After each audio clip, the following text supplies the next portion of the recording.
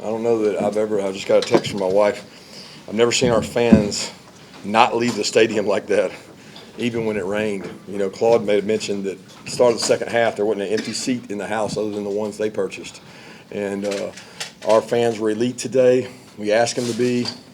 They responded, and they get the second place vote because the players on this team bought in, and they understood the plan. They executed the plan. They played extremely physical. They played without ego, and they played complementary football, which is always important. Really proud of the way our guys played. That'll open it up. Was there, do you think in retrospect of this game, Coach, there was a little bit of a validation of complementary football? You said that a lot here lately, using that term. Well, I mean, I don't think we have to validate complementary football. We've been playing complementary football around here for a long time. I just think that's the way you should play football. We talked all week about hunting with a purpose. You know, Drew Branning gave our team an incredible message on Friday, and he gave them a history lesson. But it was great for the players to hear it and buy in. They gained confidence as the week went on to the plan, and they stuck to the plan, and they executed well. You know, we still turned the ball over too much, but some of that was on the weather conditions. But I was just so proud of how selfless the players were. And guys, we were a beat-up football team coming into this game. You know, we had 2 linemen that really couldn't go, didn't practice all week. Ladd couldn't go 2 days this week. Beefy went down during the game. Nolan was out. We had a lot of players dinged up, and a lot of guys stepped up to play for them. Kirby, how aggressive was that game plan? I saw you on Game Day today talking about cornerbacks being on islands, potential hidden heroes. I mean, just how hung out were some of those guys in coverage? Well, they'll never be not hung out when you play them. I mean, there's not another way to do it. So, like, if you play them, you're going to be hung out because you can't put 2 people 45 yards from the ball. You can only put 1. But our kids understood the plan. I mean, they stuck to the plan, and the plan was really hard practice, a lot of reps, a lot of organization, a lot of details in terms of how fast we can we duplicate their speed, maybe even faster.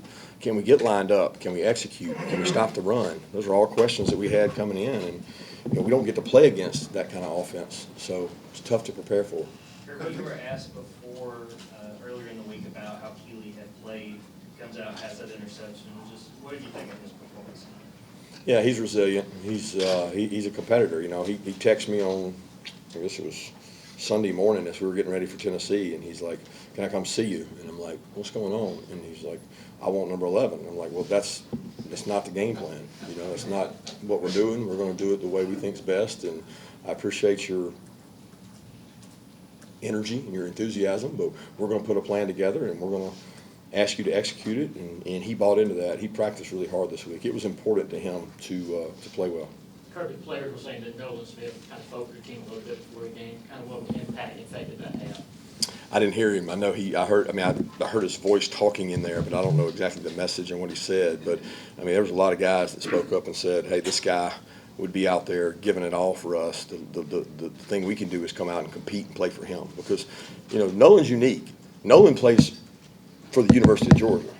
And every kid we got plays for the University of Georgia, but Nolan Smith cares dearly about this university. He would give anything. He'd go out there and play with that arm, even if it meant hurting him in the NFL draft. He doesn't care. He wants to win. He's a competitor. And those guys are hard to find and rare. And some of his messaging and his presence, I told him he could impact this game just getting guys to go line up faster. Kirby, what is the blueprint for replacing 15 draft choices? We're witnessing it in real time. Recruit hard, play with physical toughness. I really don't think I think everybody, you know, in the SEC recruits well. Everybody's got good football players around them. Yeah, you got to go sign good football players. We've done that. But from what I hear from other people that watch us, it's physical toughness. It's Tuesday and Wednesday practice. And I think physical toughness won out today for us because, you know, they're a really physical team. People don't understand that. They're extremely physical. They run the ball between the tackles. And until you take that away, it doesn't matter.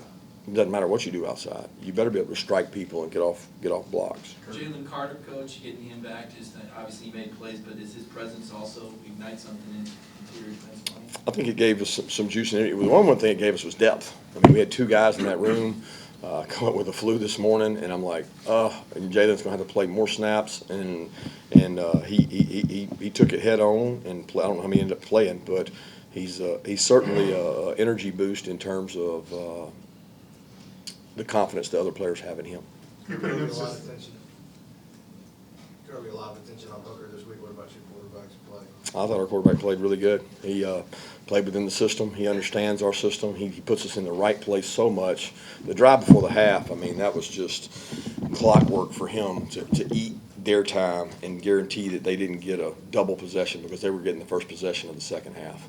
And it was critical. That middle eight that he did a phenomenal job. If anything, I slowed him down because I wanted to make sure they didn't get a possession. But he converted that 3rd and 5, and it only left us with 1 play instead of 2. But he knows what he's doing. He understands it. I think he can tell you there's still mistakes, but when you put that much pressure on a kid and that much decision making, you're going to have some of that gray area sometimes. But going into the half, you were like, I'm not letting them get the ball back. As soon as you got like the 30 or 40, when was it? Yeah, I probably didn't do a good job there. Like it was one of those deals that we were talking on the headphones the whole time. We had 3 timeouts, so we were never worried about it. It's a cat and mouse game because he's over there. He called timeout, and then he got a second down and a little bit 4 or 5, and I'm looking at him and he's like, man, he knows he's helping us. And I'm looking across like, are you going to call timeout? Because if you're not, I might. And he wanted the extra possession, and he was, he ended up not doing it. And then when the clock was running, Stetson was ready to snap it and convert the 3rd down. And if we didn't get the 3rd down, I didn't want them getting the ball back because they've been able to be explosive and score quickly. Kirby, you mentioned resiliency. I guess a similar question about Ladd McConkey. He's had some drops. I think he was the lead receiver today, had that long touchdown. Just what have you seen from him, and what do you see from him? The guy just runs till his tongue hangs out. I mean, we have to temper him in practice. We got to slow him down. He's going to run himself to death. And then we check his GPS, we check his volume. Like I said, he wasn't able to go really Wednesday or Thursday, and came out, played with great toughness. He blocks well. I mean, the guy's a competitor. And his family are the biggest Tennessee people there are. He grew up Tennessee fan all his life, and that was a big game to him. Coach, getting back to the noise for a second, off the top of your head, you ever recall legal procedure / false start, calls in one game? Notre Dame, maybe. I don't know. Y'all tell me, because Notre Dame seemed like 20 of them. But it was electric, and you get that when you have a good defense in front of you and a really good crowd. Kirby, you've seen Stetson win big games before, but what is it about those moments that enables him to really come through in your view? Competitive excellence. Competitive toughness. He's a winner. I mean, let's be honest. The guy wins. The guy knows how to play the game. He understands what people are doing. He came off the field one time and we were frustrated, and he said what coverage it was, and a lot of people were saying it wasn't. We go back and look, and he was right. He sees the coverage. He understands it. He's stubborn as hell sometimes, but he's a competitor, man. With all the talk about their offense, do you feel like the front and the back end of your defense kind of took today personally? I don't know. All the stuff that was written and said, we never utilized it, said anything. I mean, they get questioned all the time because all the other guys left. But because the other guys left, why does that matter? Like, they got here on their own merit. So, like, the question, I think the biggest confidence question for them was Tennessee, because they are explosive. They are really hard to stop on offense. So there was some doubt and question marks there, but they bought into this plan. I mean, every coach, 5 coaches defense, go over the exact plan every day. This is what we're doing. This is how we're doing it. We're going to keep it simple. We're going to line up fast. We're going to strike blockers. We're going to play people. We're going to keep the ball in front of us. We're not going to let them be explosive. We're going to affect the quarterback. We're going to buy into it, and if everybody does it, we were talking about the plan every time they came off the field, and they executed the plan. Coach, how pleased were you with what you guys were able to do on the line of scrimmage tonight? Very pleased. I think the line of scrimmage always dictates the outcome of games, because eventually you have to be able to run the ball some. And we were able to run it, and I don't know, I still feel like they ran it well late, but I feel like we controlled the run game. Did you run the ball in the second half because of the weather, or because you wanted to chew clock, or? The weather, we could give sloppy. I mean, you saw it back to back. It's wet. The ball's everywhere. They fumble. They hardly ever fumble. We fumble. We don't fumble much. Back to back, and it becomes a who cannot mess it up. I mean, at that point, it was a different kind of game. So we went in the bag a little bit, and they were they were in a tough position because it's hard to throw in that environment. Punters don't get much love about that 75-yard kick. Man, I told him he worked like a boomerang from Australia. It was just sidewinding. I kept going, get out of bounds, and it's a hell of a kick by him, and that was a big momentum swing. Kirby, adjustments, you talked about how Tennessee adjusts and how this is like option football but with the pass game. What about the job your staff did? I know you guys don't always pat yourself on the back, but clearly schematically you guys were sound. But I would say again, going into the game, what did we say we were not going to do? We're not giving them layups. If they go in for a layup, we're fouling them. We're not giving layups. And we stayed away from the layups. And, you know, no disrespect to those other teams. They had a good plan probably too. But if you make it hard, complicated, you can't do it fast enough. Coach, I know you're focused on the guys in your locker room, but recruiting-wise, how big of an impact today, having all those big-time recruits there with the crowd and having the number one team in the building tonight? Yeah, I think our crowd impressed the folks that were here. We're very fortunate to have a facility here that our administration helped build that is unreal. If it rains, they can go inside. If they want to stay outside and celebrate the rain with us, they can.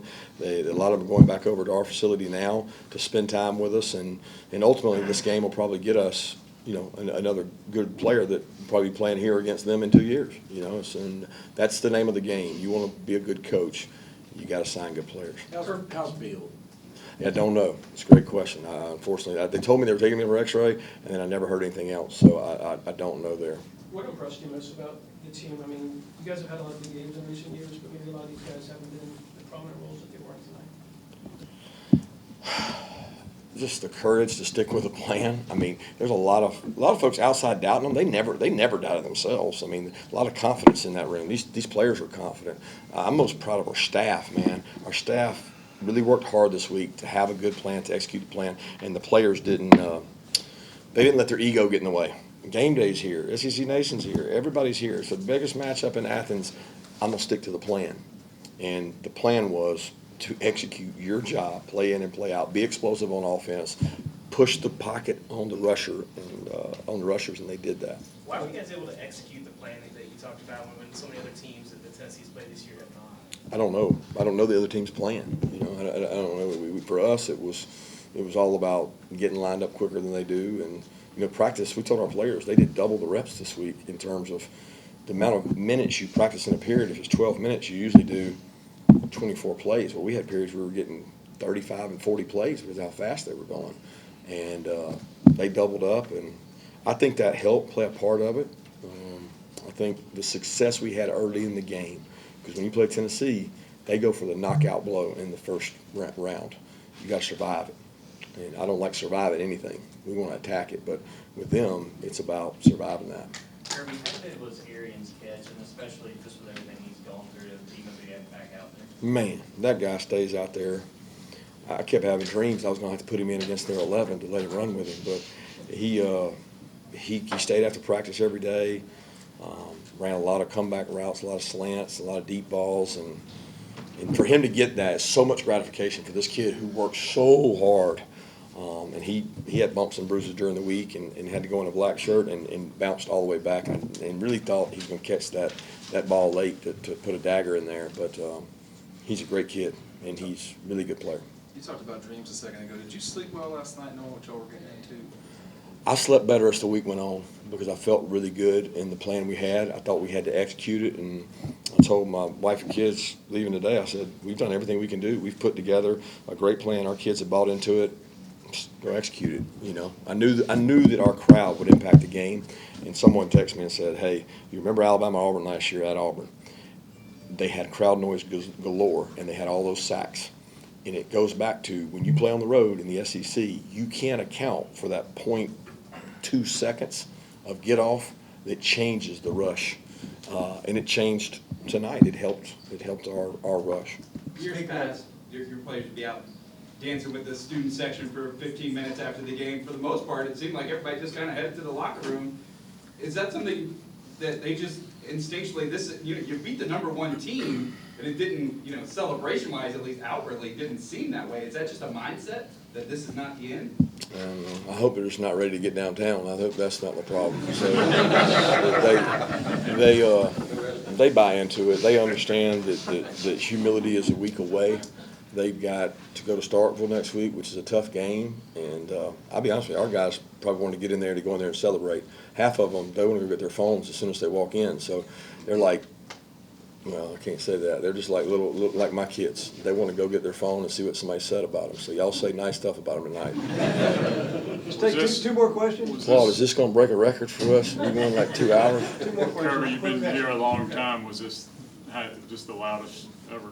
I don't know. I always tell people, when you can't hear, it's deafening. Like, what's more deafening than deafening? They have that little decibel thing. I don't understand that thing at all. There's no way it's accurate. I mean, but I look at it as Kentucky was loud, Arkansas was loud, Notre Dame was loud, and it was loud, and loud is loud. So there's a point where you cannot hear, and I was proud of our fans because I don't know if our stadium is exactly built vertically for just crazy crowd noise, but they were impactful tonight. Quick question, Coach, about defensive scheme. Good. Talk about Bob Bullard, Yeah. coming off the edge. Tell me a little about his role and how it's grown. He is so tough. He is so physical. He is like a little stick of dynamite, man. I mean, when we recruited him, it was a COVID year, and there weren't that many people recruiting him. I said, man, this guy's tough. He loves contact. He hits people. And Schumann and defensive staff, I give Schumann a lot of credit. He came up with a couple plays that he thought would disrupt them, and we kept running the same thing. And it was like, you can't run it again. He ran it again. I said, we can't run it again. He ran it again. I'm like, geez. You know, Bullard kept coming off the edge and was really impactful as a rusher. And the guys in the back end held up. So I was really proud of those guys. And look, I want to make sure I'm super proud of our offense because I personally think coming into that game that Tennessee's defense was really peaking and getting better. They had played really good football, guys. They attacked the ball. They do good in the red area. They got a good defensive unit, and our offense came out to play. Thanks.